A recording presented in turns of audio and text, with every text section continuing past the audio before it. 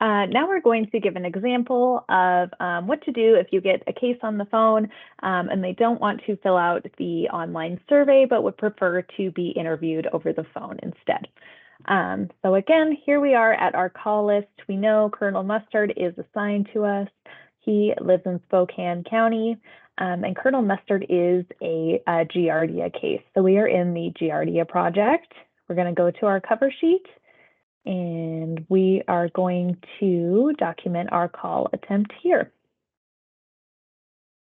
Ring, ring, ring. Hello, this is the Mustard residence. Hi, may I please speak to Colonel Mustard, please? Yep, this is him. Hey there, my name is Rachel Sanders, and I'm calling on behalf of the Spokane Regional Health District. I'm just calling about a recent gastrointestinal illness that was reported to our office. Were you informed by your doctor that you have a Giardia infection? I was not. I went in for some testing, but I haven't heard any results yet. Gotcha. They should reach out to you soon about the results. But the laboratory did notify us that your test results showed that you have a gastrointestinal infection from a parasite called Giardia. I'm just calling because Giardia is a reportable condition in Washington, which means that doctors and laboratories are required by law to report this illness to the Department of Health, just so that we can follow up with patients and prevent others from getting sick. We ask all individuals who have a Giardia infection if they can answer a few questions about their illness using an online survey. Does that sound okay? Would you be willing to fill out a survey about your illness? I don't have a computer, so I'm not sure how I would fill out this survey you're telling me about. Oh, gotcha. No problem. I can actually administer the survey over the phone now if that works for you. Yeah, how long is this going to take? Should take about 15 to 20 minutes. Okay, yeah, now is okay. Okay, great. Thank you. First, can you just please confirm your year of birth for me? 1913. Okay, great. And can you please confirm your address and that you are a Washington State resident? The address that was reported to us by the laboratory is 1234 Board Game Avenue in Clue, Washington. That's correct, yeah. Okay, great. And can you please tell me if you ever experienced any gastrointestinal symptoms related to this illness? Yes, I did. Back at the beginning of the month is when I was feeling really ill. Okay, great. Okay, perfect. Let me go ahead and pull up my survey questions here. Let's see. And do you recall what exact date you started feeling ill? Let's see. I think it was a couple weekends ago. It was about a Saturday. We're looking at a calendar right now, maybe May 13th. May 13th. Okay, great. And are you still feeling ill today? No, I'm feeling fully better. Okay. And what day would you say that your symptoms stopped? They lasted for about a week and a half. Okay, so about a week and a half from the 13th would be about today, May 23rd. Does that sound like an accurate stop date? maybe about a week then. I've been okay for a couple of days. So yeah, Okay. maybe on the last Saturday. Okay, perfect. I'll put it down for May 20th. Looks like you were ill for about a total of 8 days. After you're exposed to Giardia, it usually takes about 3 to 25 days for your body to develop symptoms. Did you have any diarrhea symptoms during your illness? Yes, I did. And what day did your diarrhea start? That was kind of the first thing I noticed on that Saturday. That same day, okay, May 13th. And did you have any abdominal pain or cramping? No. Any bloating or gas? Yes. Any weight loss associated with this illness? Not that I noticed.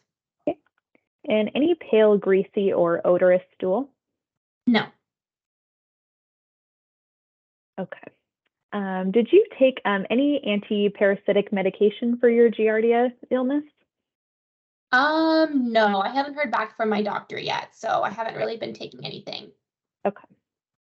And did you spend one or more nights in the hospital for this illness? Nope, I was just at home. Okay. Next, we have a couple questions about your close contacts to try to determine if any of them could be the source of your illness. Have any members of your household or any of your close contacts been ill recently with similar symptoms? Close contacts could include, significant others, friends, people you provide care for. Nope, it was just me sick around this Just you? time. Okay. And then, do you have any household members or close contacts who weren't ill, but who do volunteer or work in a sensitive setting where risk of transmission is high? This includes childcare, healthcare, residential facilities, or as food handlers in the food service industry. Yes, my partner works in a restaurant. And in the 25 days before your illness began, or while you were still experiencing symptoms, did you attend, work, or volunteer at a child care center or preschool? Nope, And do you have any children who attend a child care center or preschool? nope, Do you attend, work, or volunteer at a residential facility? no, And then do you provide direct patient care as a healthcare worker? nope, And do you do any work in food service? no. We're also interested in knowing where you may have traveled in the 3 to 25 days before your illness, which again, this would be the state range from April 18th to May 10th. Did you immigrate from a country outside of the United States during the last 6 months? No. And Colonel Mustard, did you travel anywhere in the 3 to 25 days before becoming ill? This could be, within Washington, to another state, or out of the country. Yes, I went camping the week before I was ill over on the Olympic Peninsula. Okay, great. And do you happen to know what county it was in Washington that you traveled to? We were kind of driving all over the place, but we ended up we spent the night up near Port Angeles. Port Angeles. Okay. I will make a note to look up the county after our phone call. Let's see. And do you know what date you arrived in Port Angeles? It was the weekend before I was sick, so probably the 6th. The 6th? Okay. And what day did you leave Port Angeles? We left on Sunday. It was just a one night trip. Just one night. Okay, great. So left on the 7th. And did you travel to any other counties in Washington or travel anywhere else? Nope, it was just that weekend. Okay. And then did you live on a farm in the 3 to 25 days before becoming ill? No. Did you visit any of the following locations where animals may be present in the 3 to 25 days before becoming ill? A petting zoo? Nope. A zoo? Nope. A dairy farm? Nope. Any other type of farm? Nope. An agricultural farm and feed store? No. How about a county or state fair or other 4-H event? Nope. A pet store? Yeah, I went to Petco to buy some cat food. Okay. How about a birthday party or other event with animals? Nope. And then any other locations with animals that I may not have listed? Nope. Okay. Did you have any contact with any farm animals? No. Do you have any pets in your home? Yes. Let's see. Do you have any of the following types of pets in your home? Any cats or kittens? Yes, I have one cat. And any dogs or puppies? No. Great. And then has your cat had any diarrhea in the past month? Not that I know of. And then is your cat new to your household within the past month? Nope. And then have you had contact with any other types of animals in the 3 to 25 days before becoming ill? No. Okay, great. Thinking about all of the food items you ate in the the 3 to 25 days before becoming ill, did you buy or eat food from any of the following locations? A farmer's market, open air market, roadside stand, or food that was purchased directly from a farm? Yeah, I sometimes go to the farmer's market near UW in Seattle. Okay. How about any food eaten or purchased from a fish or meat specialty shop, like a butcher shop? Nope. Any food from a live animal market or custom slaughter facility? No. And then in the 3 to 25 days before becoming ill, did you eat at any group gatherings, such as a picnic, wedding, potluck, other catered event? Um, yeah, one of my friends had a big backyard party, so we all got together and had a big picnic. And since becoming ill, have you prepared food for any public or private gatherings, which included people outside of your immediate household? Prepped any food for any potlucks, parties, holiday meals, anything like that? I did make something for that shared friend picnic, but that was before my That illness. was before your illness. Okay. So now we're going to ask about any restaurants you may have eaten at. In the 3 to 25 days before becoming ill, again, remembering your illness onset date is May 13th. Did you eat food from any restaurants or other businesses? Yes. And what was the name of the restaurant that you visited? I went to El Camion. Okay. And do you know the address of that restaurant, or at least what city it's in? It's in Seattle. It's right near Seattle Children's next to the hospital.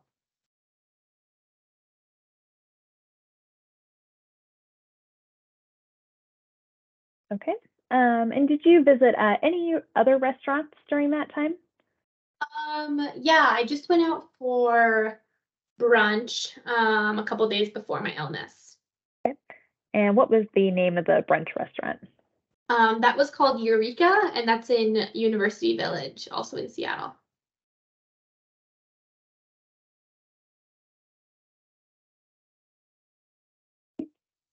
Okay, great. So El Camion and Eureka. Any other restaurants? Not that I can remember. Okay, great. Okay. We're also interested in the different water sources that you may have been in contact with in the 3 to 25 days before your illness. Do you use municipal city and tap water for drinking and cooking at home? Yes. Yes. Okay. And what city's water do you drink? Or what Um, city do you live in? I live in Seattle. Oh, so Seattle water. Okay. And then do you use any private well water for drinking or cooking at home? No. Do you use any bottled water for drinking and cooking at home? Nope. Let's see. Do you use another source of water for drinking and cooking at home that I haven't listed? Nope. Just the city water. Okay. Let's see. And in the 3 to 25 days before your illness began, did you drink or get any water in your mouth that came directly from a pond, stream, spring, lake, or river? Yeah. When I was camping over on the Olympic Peninsula, we went swimming in a lake there. Okay.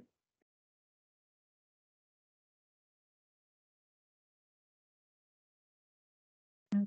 You said you went swimming in a lake. Um, do you know what the name of the lake was? and the location? I can't remember. Let me look at a map really quick. Okay.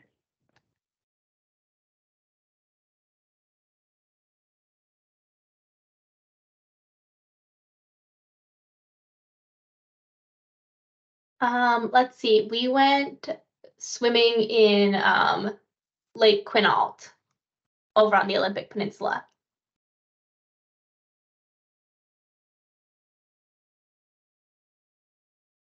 Okay, great. Let's see. And then in the time prior to your illness onset, did you swim or wade in any other types of recreational water? We went wading on the ocean over on the Olympic Peninsula as well.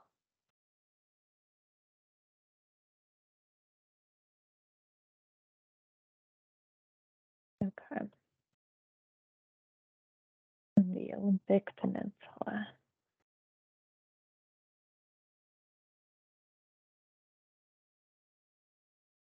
Okay, great. And any other recreational water sources or just those two? That's all I can remember. Okay. Let's see. And are you currently 18 years of age or older? Yes.